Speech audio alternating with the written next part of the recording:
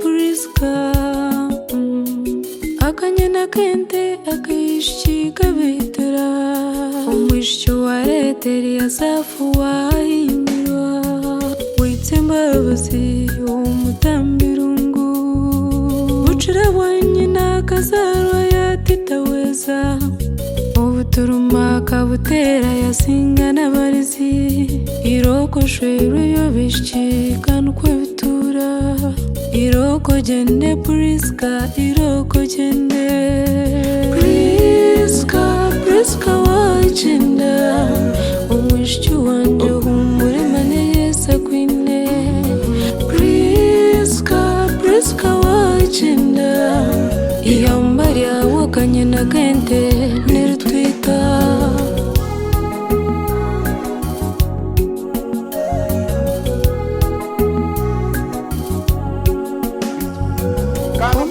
hanga nweta teifu mwana kandi omoyo rwera gugumene imwe mwena gubarinde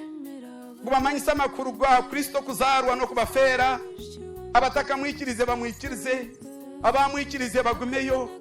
umugisha gwa hanga gutereze rukundo yense tafuta gutereza obusinge bwense tafuta gutereza kushemerwa kwense tafuta umugisha gwa hanga guma hagubarinde gugende nemwe gubakanyise gubahangusye gutabargaho umwizine rya tatei neri umwana neri umoyo rwe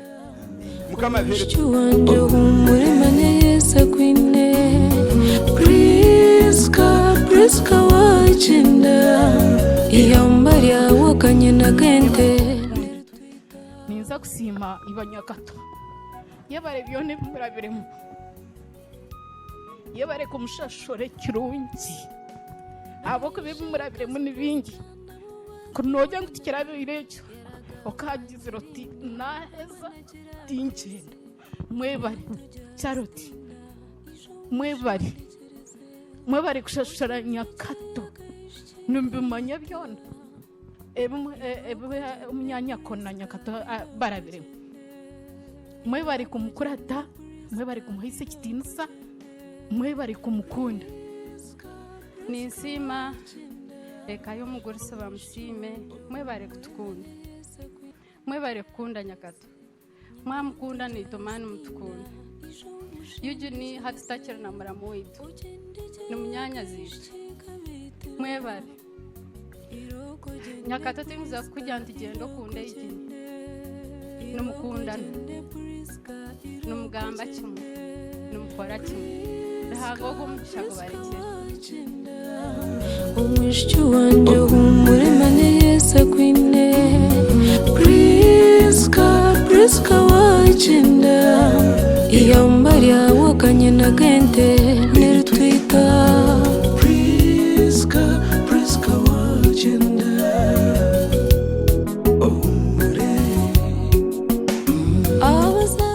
Dorasi orumnywana wanje mnonga Dorasi nakuherezende kama konserochi amuti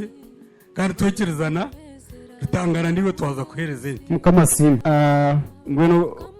ente yange niwe nahita hasho ngweno rizoni ngikwereza kagwe dingira rakwerezende nareka yitu twabaherezende kama simu mukwate jabakunzire nimwe mukundi rutangana nanye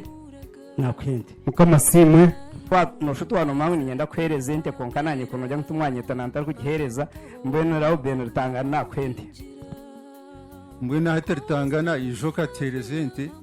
nito twakwendi ijo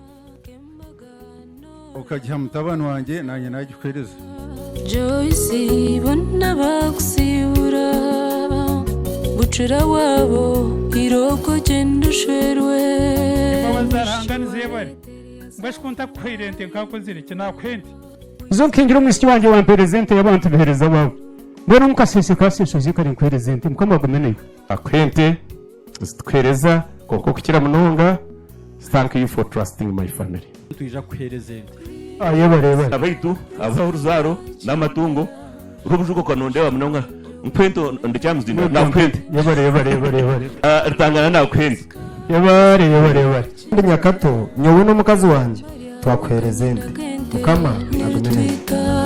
iyambari awokanye na kente